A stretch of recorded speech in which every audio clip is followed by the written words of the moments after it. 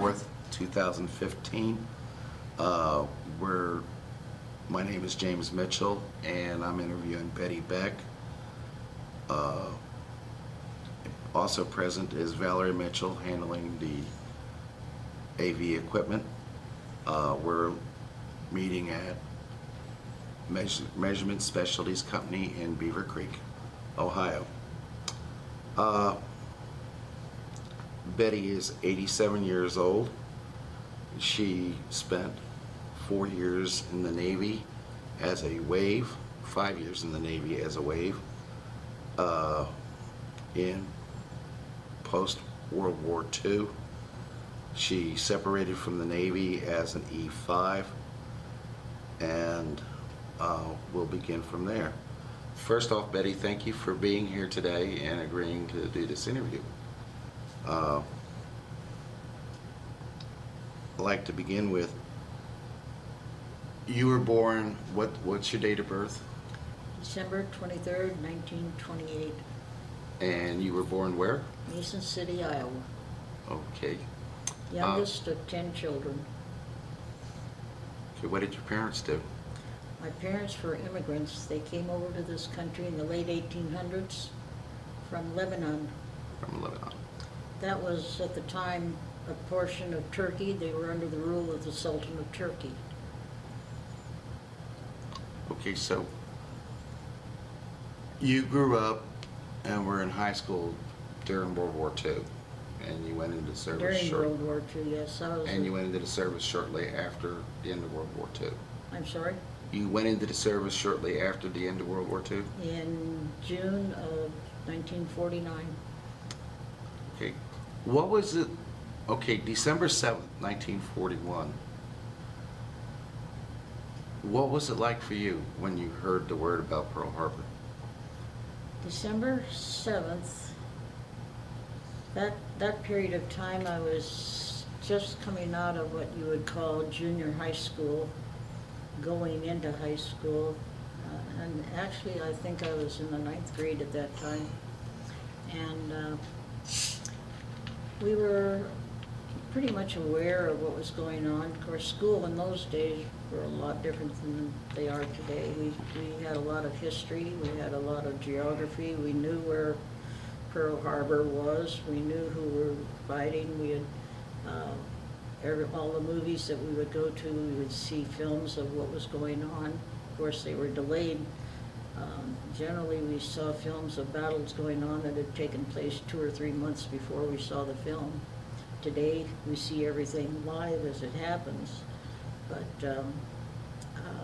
we were more aware, I think, and we had kids jumping out of high school, ready to graduate, and they quit before and would go into the service, and then they'd come back and finish their high school after they got out of the service. So what was your reaction when you heard about the attack on Pearl Harbor? Well, we were pretty frightened because I had a brother who had been in the Navy, and he was in the Pacific at the time. We didn't know where he was at that time, and we were a little bit aware of what was going on there, and we kind of worried about him mainly. I think that's probably why we were. I was more aware of what was going on because I knew I had an older brother up there,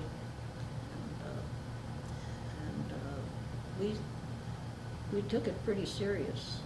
You said you were the youngest of 10 children. Did Correct. any of your brothers and sisters serve in the military? Pardon? Any of your brothers and sisters serve in the military? Yes, I had four of my 6 brothers were in the service. From my brother Tom joined the service the year before Pearl Harbor, right out of school. Then my brother George, who was a year older than him when Pearl Harbor happened, he went into the service. My brother Frank, the minute he graduated, he went right straight into the service, as did my brother Jim. So I had 4 brothers. I had 2 in the Pacific and 2 in the Pacific Theater and 2 in the European Theater. 2 brothers are paratroopers and 2 brothers are sailors. And they all came home at the end of the war? They came out okay. The brothers in Europe, they had a pretty bad time. They were in the Belgian Battle of the Bulge in Belgium. They were in the one brother was in actually both brothers were in the invasion of France, D-Day, V-Day, and the one brother was a ranger. He was dropped behind lines to establish radio contact with the ships, the planes, and then the other paratrooper came in on the front line. They saw quite a bit. They were both wounded, both were decorated.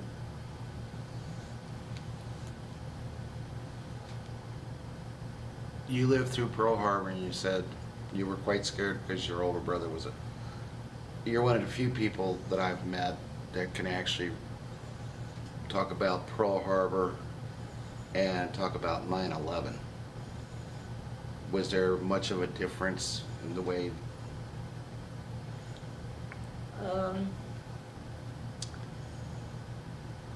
Yes and no. Yes, they were the same people. It impacted the emotions of people. In another way, we didn't, at Pearl Harbor time, like I said, communications technology was not there for us. We didn't get the information as quickly as people get it today. They get it live, and like I said, many of the newsreels and the films and such in those days were after the fact, after the battle had been done. You understand, we had mail from my brothers that were in the Pacific. We had what they called V-mail. You had one piece of paper, you could write on it, you could only send so many letters out, and you never knew when they were going to get them.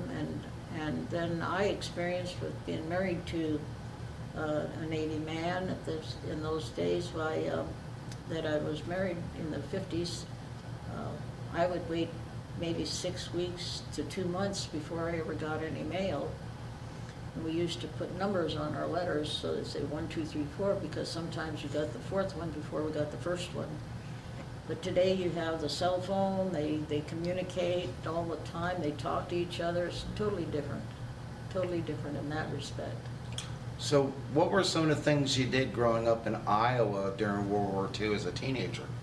Oh, well, being a family of 10, and we were really still in a sort of a depression era when Pearl Harbor happened, you know, and everybody worked whatever he could. I worked after school, and I worked in a grocery store.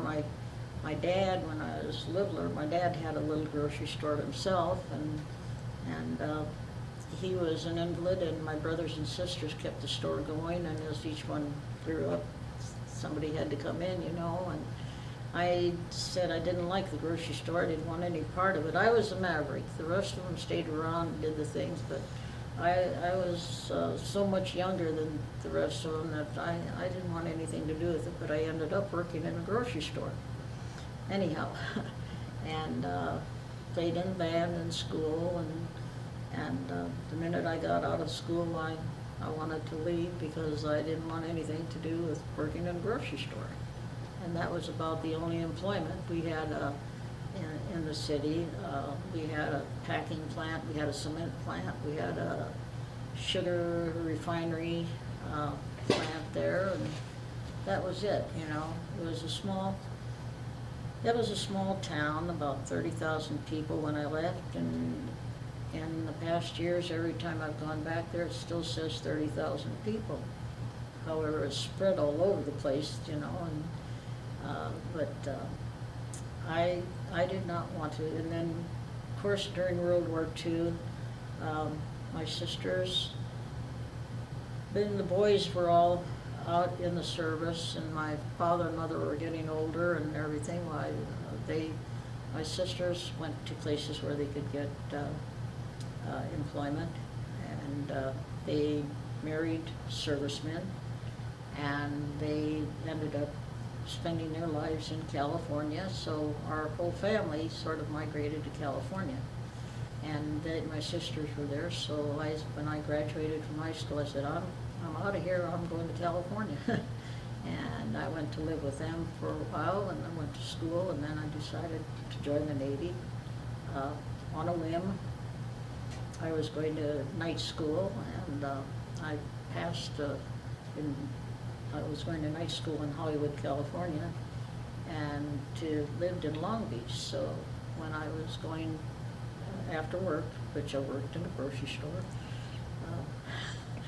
after work I would get on the trolley that took me, they used to call it the red car, which would go into Los Angeles, and get off of that and get onto a bus that took me into Hollywood. And then going from the trolley to the bus, I passed a little place downtown Los Angeles, and it said Office of Naval Procurement. And that was an official way of saying it was a recruiting center.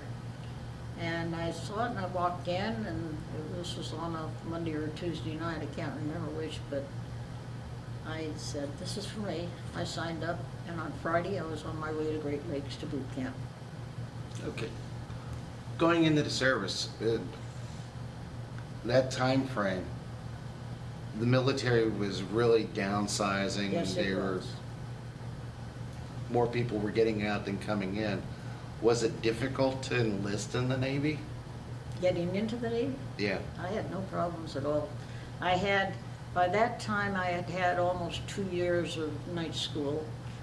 It led to aviation. I was thinking of perhaps a career in flying commercially. You know, they were anything to work with aviation. And I had fairly decent grades. I graduated pretty well in high school, and I had all the background that I needed for that.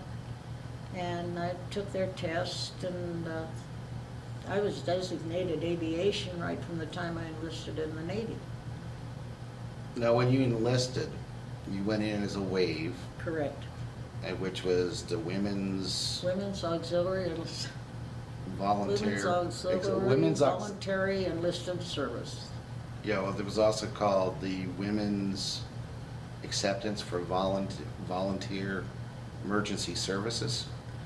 That might have been it, I don't know. And anything at that time, it was a limited program, wasn't it? Yes, it was. What kind of limitations did they have? Well, you had to be, I knew that you had to be a high school graduate, and that was the least. You had to have a diploma. You had to be physically and mentally, we went through physical and mental evaluation. I think they did a background check, which is something that was not done, has not been done in a long time. I mean, the war, they took anybody they could, and after the war, they started to be a little bit more particular about actually, I suppose, the mental health of the person more than anything else. But I didn't have any trouble. Like I said, I signed up in the middle of the week, and on that Friday, I was on a train. That surprised me, but from the college that I was going to, it was, you might have called it a vocational school, you know, like ITT or some of these colleges around here now, but that evidently told them that I was willing to work a little bit more. Now, back in those days, women going into the service into the Navy, you were limited on the number of career fields you could be in? Well, during the war, they took them and they put them in all kinds of rates, all kinds of jobs. Maybe you saw these signs that said Rosie the Riveter. They were riveters, they were mechanics, they were parachute riggers, they were everything they could be. When I went in, there was an evaluation survey going on in all of the services, not just the Navy, but the Marines and the women in the Army and the Air Force. And they were putting all of the women through the rates that were available, and evaluating whether, putting them together in groups. Like most of the women that I was in went in the aviation race, went to an O&R, an overhaul and repair facility in Pensacola, Florida. And they would evaluate to find out if they were actually efficient in certain rates. And when that evaluation was done, by then they had certain rates that were banned that women couldn't go into. Now that lasted for a while until you got a thing called equal opportunity. And now equal opportunity said that you can't stop them from going into all of these things. But during that period of time that I was in, we were very limited as to what we could go on, what rate we could go up for. So you enlist on Wednesday, you ship out on Friday, and you get to Great Lakes. What was it like to get off that train In North Chicago? in North Chicago? We arrived in Chicago very late at night, late enough so that by the time that we got to the training center, and we had not had any dinner, everybody was hungry, there was a group of 12 of us that came on the train from California. They came from San Francisco. They all met in Los Angeles, and then they shipped us there as a group. And one of the members was made to be in charge of that group. And it was fun on the train, but when we got into Chicago, it was late at night and people were starting to get apprehensive and everything. Well, we were met with a bus, and then we were yelled at, and we got on the bus, and then we ended up at the training camp. And I remember we got there about, it was between 8 and 9 o'clock at night. Hadn't eaten, so they put us in the mess hall, and somebody was there to cook us some kind of hamburger or whatever it was, and most of us were still in awe of what was going on around us, but we ate. They threw a blanket and a couple of sheets and a pillow in us and walked us over to a barracks and said, all right, go in the barracks, and here's your bunk, go to bed. That was it. So I'm laying down in bed. I made it the best I could, laid down in the bed, taps. Now, I was a musician, and I played the trumpet. And I heard taps, and it was the most god-awful forced squealing. Found out that the girl that was a bugler was in the Girl Scout troop. They asked her if she knew how to play the bugle, and she said yes, and so she was a bugler, and she played taps. One of the most beautiful pieces that you could be asked to play. And I heard this, and I just started to laugh, and I couldn't stop laughing, and my laughter went over to the other people, and everybody was laughing, and somebody came charging in the room, turned on the lights, and everybody that was there said it was a circus. But it was interesting. I've never forgotten that. So what was it like once you what did they actually teach you as a female in basic training? In basic training, we learned how to march, that's for sure. We learned how to get on our hands and knees and scrub floors, that's for sure. We had swimming, we had to take physical education. Everybody had to know how to swim. I had never been a swimmer because never had the opportunity, even though a lake was only 9 miles away from us, always working and everything. We didn't have that. I never learned how to swim, so I learned how to swim there.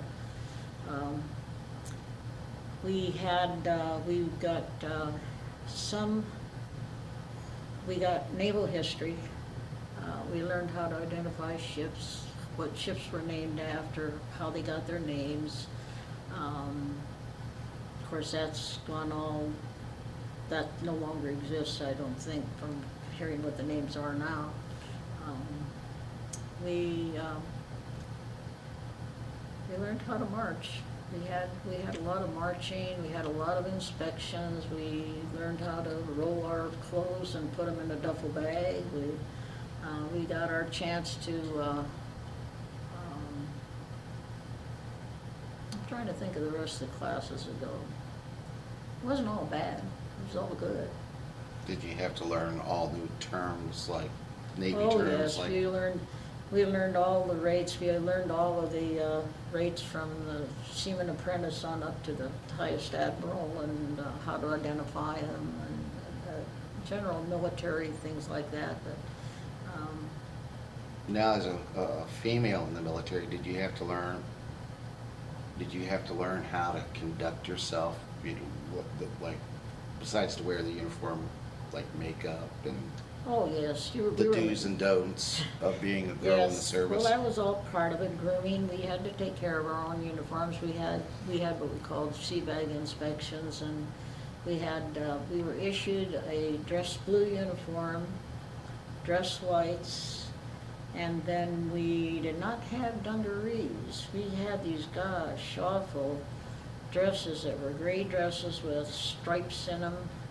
And we had 2 pairs of shoes. One was a regular shoe and one was a dress shoe. We had 3 pairs of working stockings and 1 pair of dress stockings. 1 pair of silk stockings and 3 pairs of cotton stockings. You don't know what a cotton stocking is until you put it on. You roll it up and tie a little knot in it. And we learned how to roll everything up, and all of that fit in a little old narrow. Well, the only thing that were hung were our dress blues and our dress whites, and everything else was rolled up and folded in a certain way. We learned how to tie a square knot around our necks and around our ties. We had hats that were fore and aft hats, and then we had 1 dress hat that had hat covers on it, white and blue. Yeah, that's the stuff. I mean, we got all of that at boot camp, and then we got introduced to all of the different rates that were in the Navy and functions and everything. And like I said, I was designated aviation before I even got there, so the uniforms that I had the little green stripes. I was already an airman when I joined the Navy, because of the experience in the schooling that I had in aviation before I went in. Now, a lot of these people go in and they don't have any background at all, and they start out seaman recruit, seaman apprentice, and seaman. Now, you come out of boot camp as seaman apprentice, which is the 2 little stripes. And you have to take a test and serve a certain amount of time to get your seaman stripes. I already had that. So you finish up basic training. Where did Betty go next? Betty was already designated aviation, so she went to Memphis, Tennessee, to the Naval Air Technical Training Command, NATTC Memphis, which Now, every Wellington. Single rate at that school, with the exception of 3, were taught at that base. The different rates were anywhere from 3 months to 18 months. And that was an interesting thing too. As an airman, I went down there, and the first 6 weeks that you're there is just an advanced boot camp. You marched. They picked you up at your barracks, and you marched to marched to go get breakfast. You marched from breakfast to go to your classrooms. And like I said, that was interesting too. I did not like Tennessee. I did not like Memphis, especially at the time. So we were told when we got into the class was called an Airman's Fundamental School, where you got a general overview of all of the rates that were available for aviation. And then you got a few things like we had some working with hand tools, learning how to solder, learning how to do basic mechanical work. Each rate was, you were given about a 4-hour overview of every rate available. You were told that in certain classes, if you stayed in a certain percentage of your class, like the top 2% or 3% of your class, you could choose any rate that you wanted. I made sure I was in the top 3% of my class, so I could choose any rate because there are 3 rates that were outside of Memphis, Tennessee. The rest of them were at Memphis. So my first choice was aerographer in Lakehurst, New Jersey. Second choice would have been parachute raider, but I was too short to be a parachute raider. So my third choice was air traffic controlman, which is in Olathe, Kansas.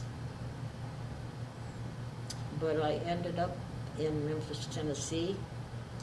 The longest period of time was aviation electronics. That was the longest school. We had civilians that interviewed us at the time, but in the meantime, I had become a member of the school band. This big band was every Saturday or every third Saturday of the month, we had a big review. All the students on the base were out in their dress whites or their blues, whatever the weather was at the time, and you had a big inspection, a big parade, and so forth and so on. I got into the band because I didn't like standing duty at 4 o'clock in the morning, so one night coming back from mess hall, I was going by and there was music coming out from someplace, and like I told you, I was a musician, and I just walked in and I saw this was a student band was practicing. It was about, I would say about 60 people in the band. Most of them were instructors at the base because they didn't like standing duty either, so they got in the band, and that way they didn't have to stand duty. So they asked me if I didn't know who any of them were, couldn't see any race or anything because they were all in dungarees, some of them were in civilian clothes and that. The band director came over and he asked me if I wanted to come in and sit down and listen to the band. I said, sure, you know, I was interested in anything in music. Asked me if I played an instrument. I said, yes, I did. I had been, by the way, I replaced the bugler that was in boot camp. She was out and I got back in. That way I got out of duty too. So anyhow, I told him I played the trumpet, and he said, well, what do you think of the band? And I said, well, I noticed there were no women in the band. And he says, well, none of the women have come in to volunteer. And I said, well, and he said, would you like to be in the band? He asked me what I played. I said, I played trumpet. And he said, so are you any good? And I said, well, I may not be the best, but I think I'm better than anything you got here. And I came in and I played, and yes, I played in the band. And in fact, I got the first chair in the band. And that way I got out of all the duty. Had my own Liberty card. I can go on and off the base anytime I wanted to. So you were in the band in addition to going to school for avionics? Yes, I was, and that's how I ended up getting the longest school on the base, too. Because the director of the band was a junior warrant officer who was in charge of flight hops for the aviation electronics school, and that's where I ended up. Not because I wanted, you know, that's how I got it. So what did you learn about avionics? Well, I went through, at that time, aviation electronics technician and aviation radioman were in the same class for the first 2 months, 6 weeks or 2 months, which was introduction to the courses. We got basic electricity and things like that, and we had some hands-on. And at the end of the period, the aviation radioman went to one direction, another direction, and aviation electronics technician went to the other direction. Later on in the services, it all became one, but at that time there were two. And since I could not go for aviation radioman because I couldn't fly in the airplanes, I went to aviation electronics technician. And from that point on, you learn different pieces of special equipment that was current in the Navy at that time. And you learned how to do the repair of it and everything. And was there a lot of other women? Yes, there were other with women you? in that rate with me, yeah. In fact, one of my best friends went in that rate, but she got out before she ever had a chance to experience her rate. She got married. So I take it to be a wave, you had to be single at the time? You, well, she got married, but then you could stay in the service as long as you did not have any children. But once you had children, then you had to get out. And that too dropped by the wayside. Years later, they allowed women in the service to have children. But at that time, they couldn't have children. They could be married, but they could not have children. So, how long were you in Tennessee then? I was in Tennessee, well,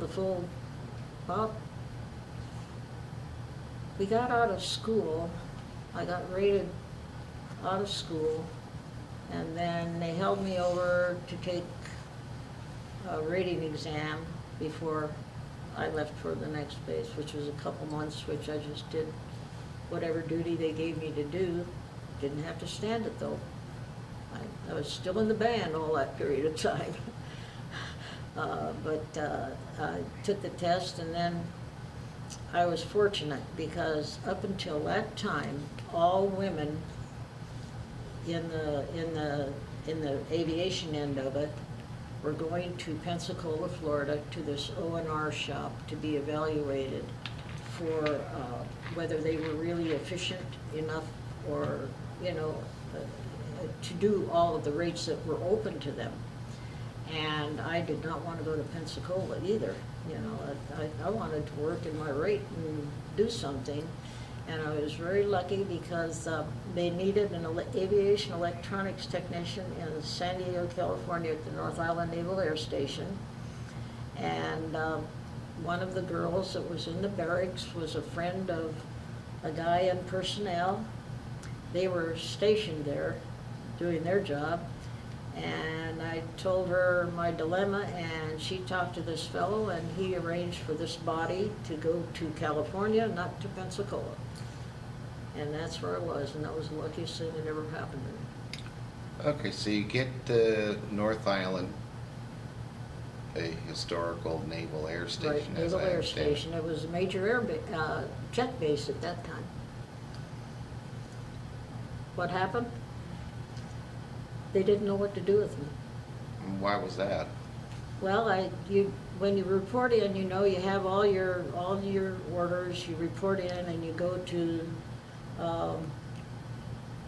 personnel, and they take one sheet out and they put it in the dental, so you have to go to where the dentist is, and you have to go to the hospital, and you have to check in at a barracks and that sort of thing.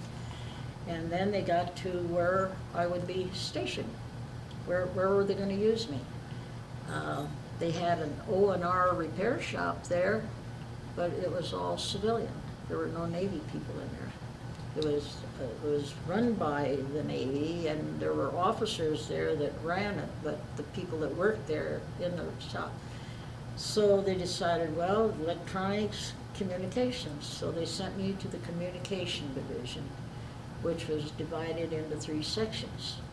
One was administrative, one was repair, and one was the post office.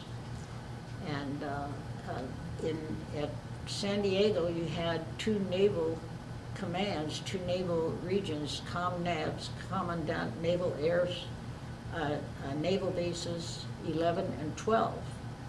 And then the air station fell under ComNav's 12, but also located on the station was Commandant of all the air in the Pacific. And that was a higher command than the command on the base, but I worked for the command on the base. So I ended up working at the communications center, and they put me in the, they didn't know what to do with me there either. So what they did was they put me in the administrative end. This is where all of the messages going to any place in the Pacific and on the West Coast come into that center and then gets distributed to wherever it's supposed to go. I was there for about 6 months. This was right at the beginning of Korea, where Korea had started. And when I walked in there, they had paper all over every place. Nothing was put up. Messages were coming in faster than they could get filed or delivered or anything. So I was put in a group to start there. And eventually I worked on, we went on round-the-clock watches then. So you were on watch like 3 days, from 8 in the morning to 4 in the afternoon, and you had the next day off, and then you started at 4 and worked till midnight, and you had a day off, and then once every 6 days you got a 72-hour pass. And during that period of time, I had taken my test for second class in Tennessee, and lo and behold, it came back while I was there. And some admiral was going through on his routine, and he saw an aviation electronics technician handing out messages and working at a teletype. And he raised a little cane. He said, "We paid all this money to educate this person. She's rated, and you got her sitting here working as a secretary." So then they didn't know what to do with me then, so they sent me down to the maintenance department, which is maintaining all of the equipment on the station, from the air controlling tower to crash boats to fire department, safety, the whole 9 yards. And that's where I got into electronics there. So I got to work in my rig there. So did you actually work on the flight line? The first job I had was working in the electronics supply store, back to a grocery store. Which, same thing, you kept all the parts, the spare parts for all the equipment, all of this equipment on the base. And you had a lot of equipment on that base. You had all the transceivers that were in the crash boats and in the fire trucks and in the ambulances and that sort of thing, but you also had all of the equipment that the big equipment that brought in the messages from the ships to the shore. And it was a big job, and I got into that, and they put me in that storeroom, and we straightened out that storeroom, ended up being in charge of it, and in charge of the budget for it, which at that time was around $6-7 million, which is a lot of money. And How old were you at the time? Pardon? How old were you at the time? I was about 20 years old. We did not have computers, and we had everything was done by hand. You know, so I just set it up like a grocery store. I had all the tubes, the vacuum tubes. I don't think that there's anybody today living that knows what a vacuum tube was. Maybe. Do you know what a vacuum tube is? Yes. Okay, well, but we had a certain amount of tubes that we had to have, and certain equipment. You had equipment that used all the same type of tubes in certain areas of it. The receivers, for instance, and the transmitters, they were different tubes. But I set up a high and a low and that sort of thing, and I got rid of a lot of the stuff that the civilians sold to the Navy that were, they got an overabundance of something that was, you didn't use very much, but you got it anyhow. And some of those transmitters and some of those transmitters that we had resistors about the size of the leg of that thing right there, and they were wire wound and huge. They never wore out, but we might have had 5 or 6 in our spare parts box for that particular instrument, so stuff like that. Cleaned that up a little bit and made it more of a more efficient way. And in my spare time, they would send me down to welfare and recreation, where at that time you had people coming in with these big shows, and we would make tapes of the shows and then ship them to remote bases, which Alaska at that time was a remote base. And I got into that, which I liked very much. It was off and on, but I had a lot of fun with it. I got to meet a lot of people. I got to work with people like Bob Hope and Liberace, George Burns, Gracie Allen, Jack Benny, people that you don't know of today, but I did with do. the entertainers a year. Well, in those days, Hollywood used to send down some of their very special people, and they'd put on a show. And we would tape it, and we would send it to, like I said, to ships and everything else, because, you know, the 50s were not all that great, you know. And it was, we put on some shows ourselves, too, and we did some traveling up and down the coast and entertaining, things like that. Now, how long were you at North Island? The rest of my career until I got out of the Navy. I got out of the Navy on the 4th of February, and I got married on the 14th, which was Valentine's Day. Yeah. Okay, so I take it you met your husband there? Yes, he was temporarily assigned to the communications department because he was on his way to pick up a squadron that was about to come in but hadn't come in yet. So they put him on temporary duty, and they gave him duty as a secret messenger.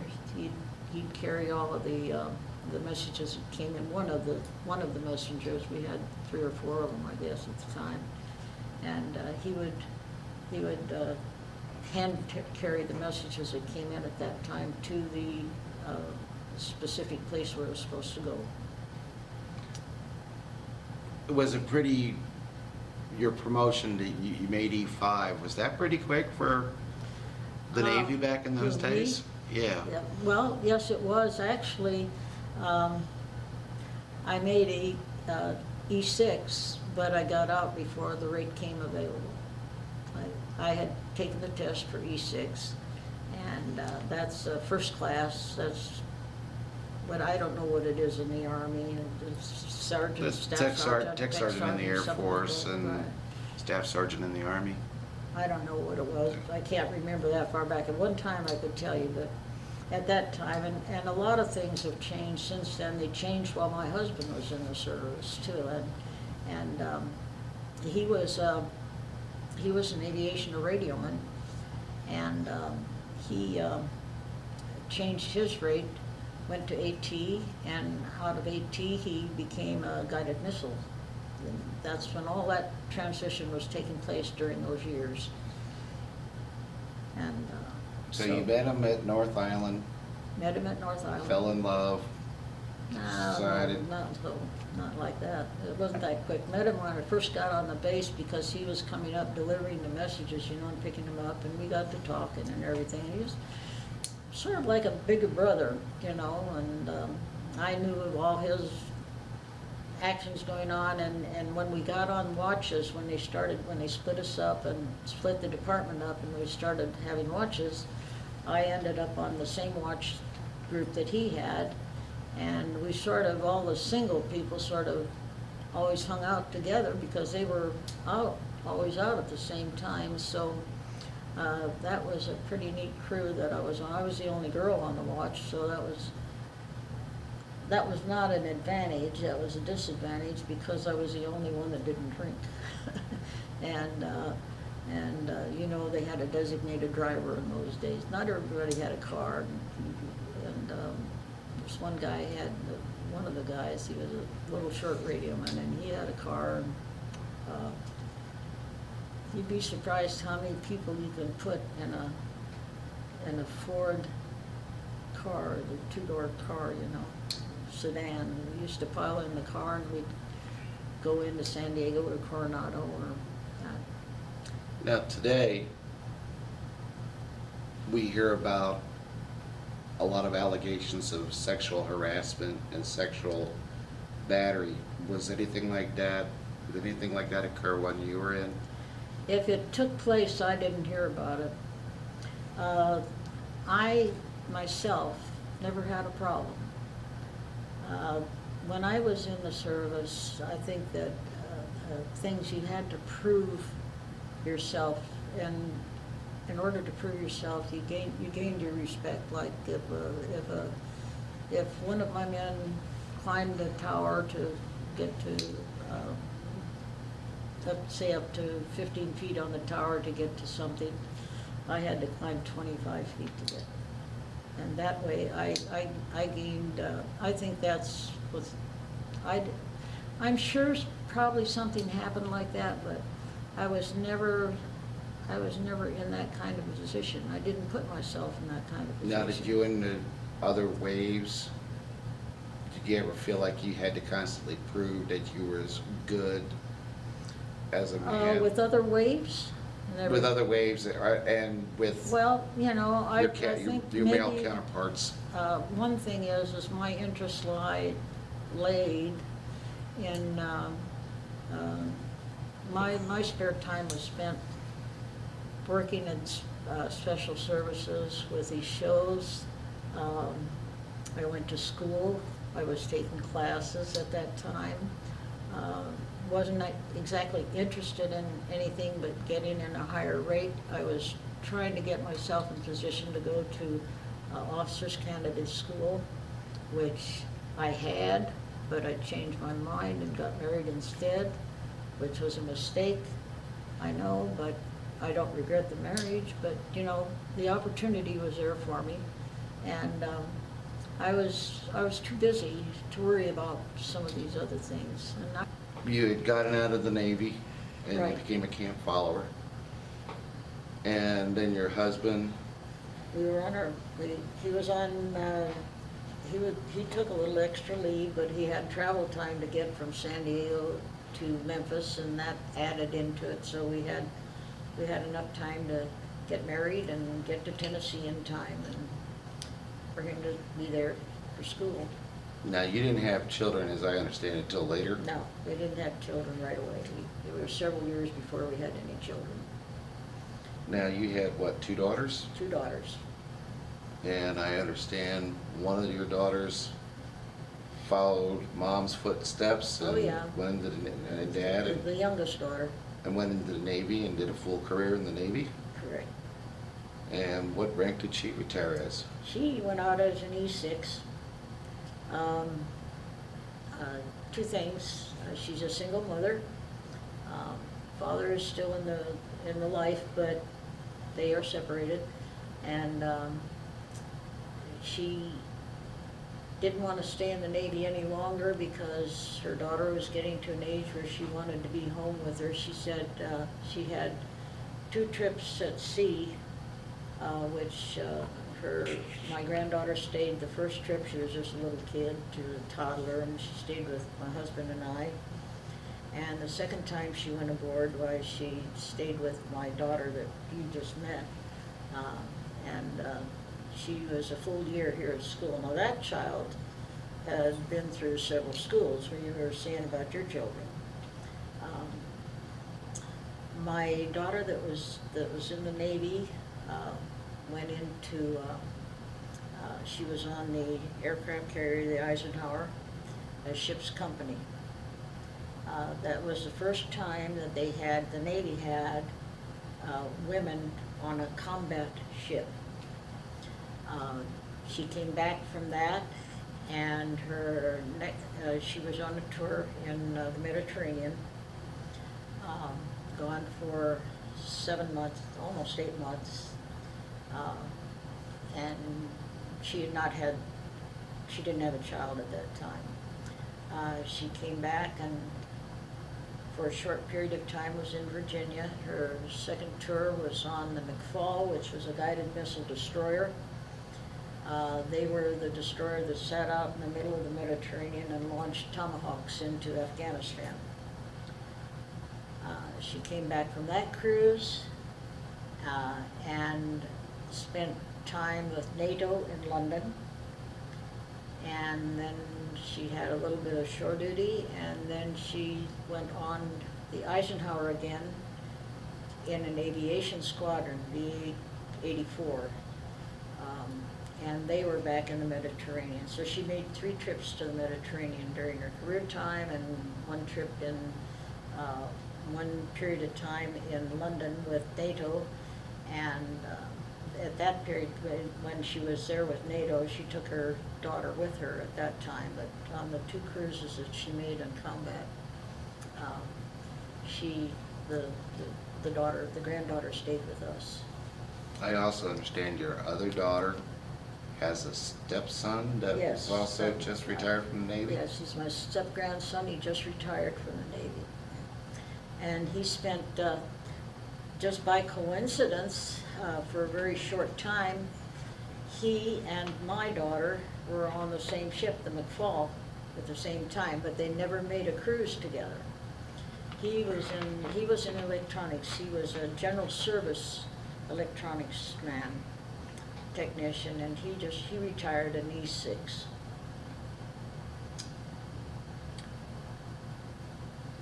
No, When- E7, I'm sorry, E7. When you look back now, is there anything you ever regretted about being going into the Navy or being a Navy wife? No, one thing I did regret is when I got married and got out of the Navy, I regretted not staying in the Navy and continuing on, because it was several years before I had my first child, and by that time they were allowed women. The Navy the waves were incorporated into the Navy, and then they were allowed to have children and still be in the service. And I regret that. I regret that. I do not regret being a Navy wife.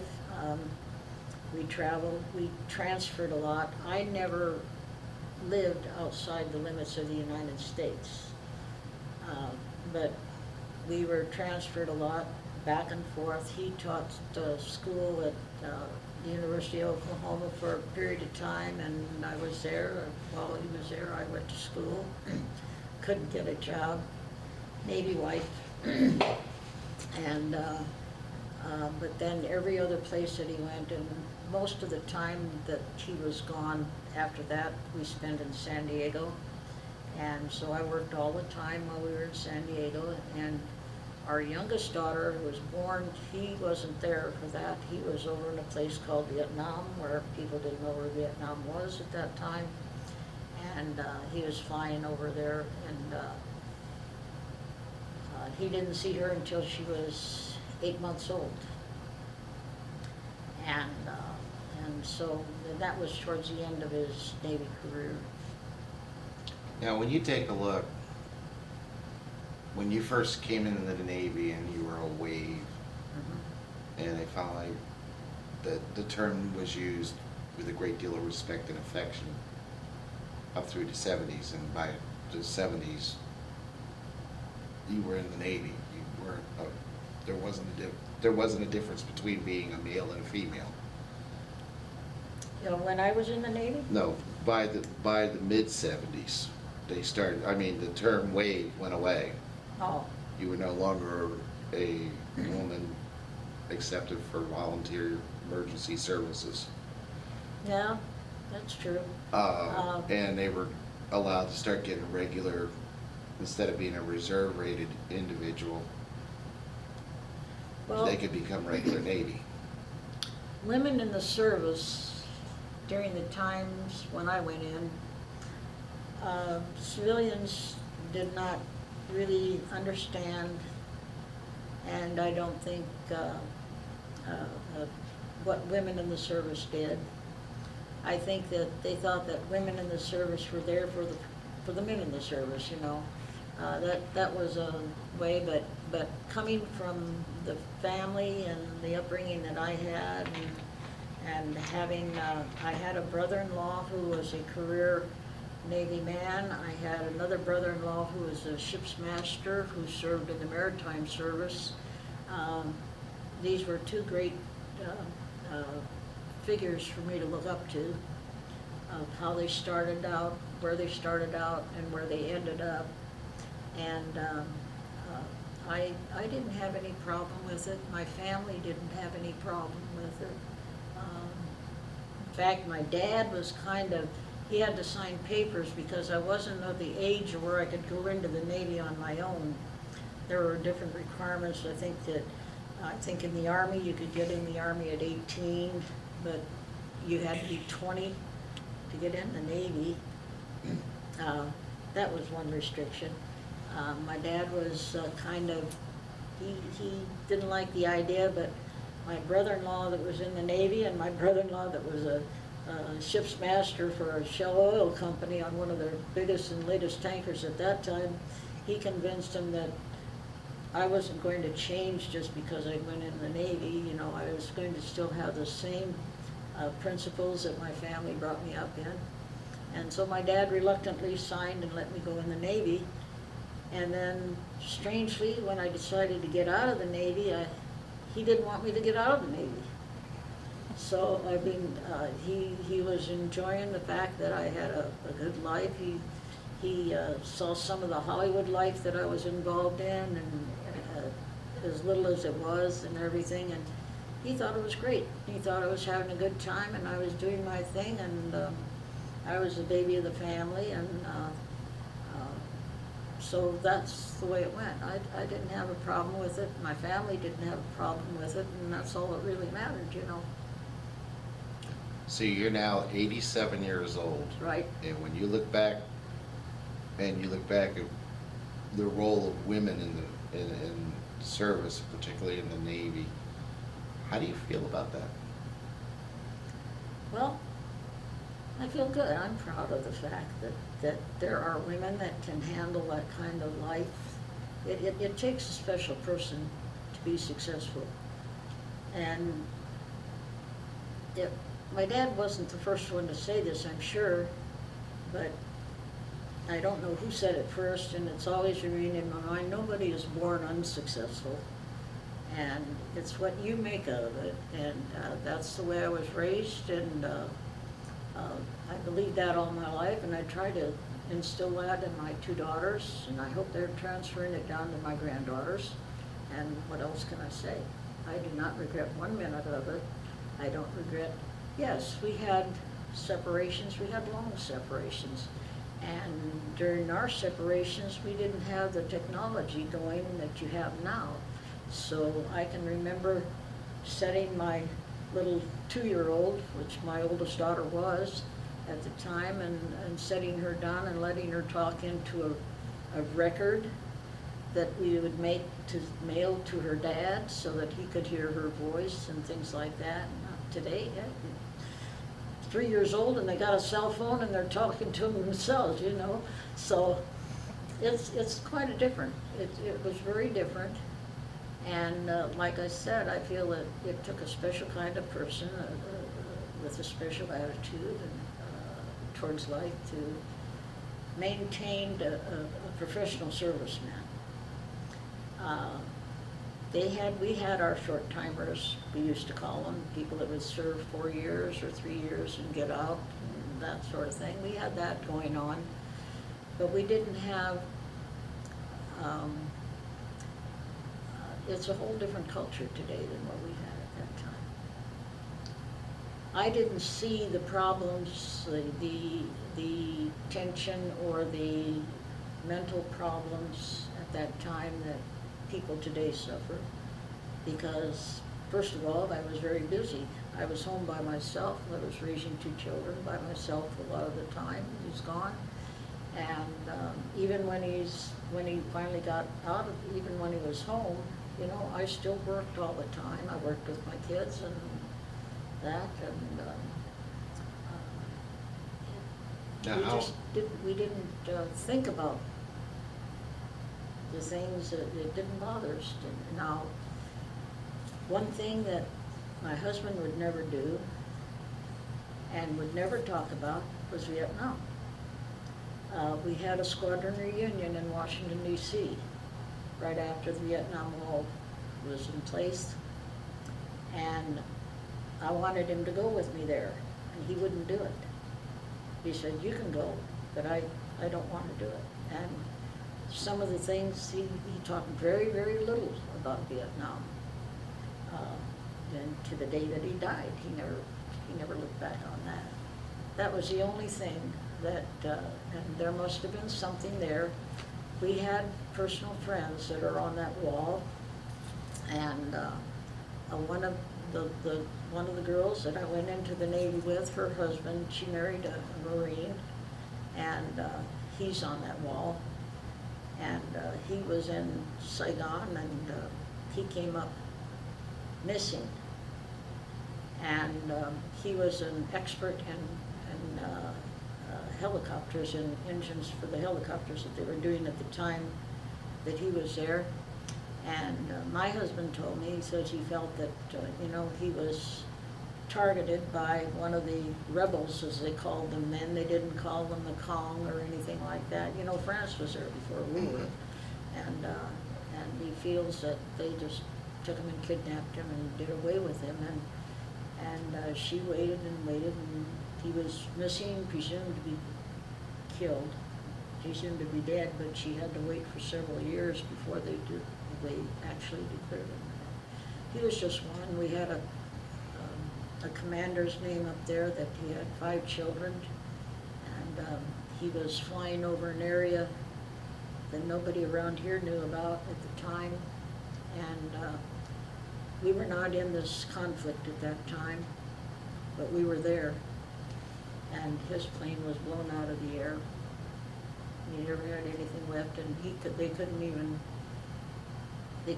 tell his family. He got no services, no medals for it or anything like that, because he wasn't supposed to be where he was ordered to be at the time.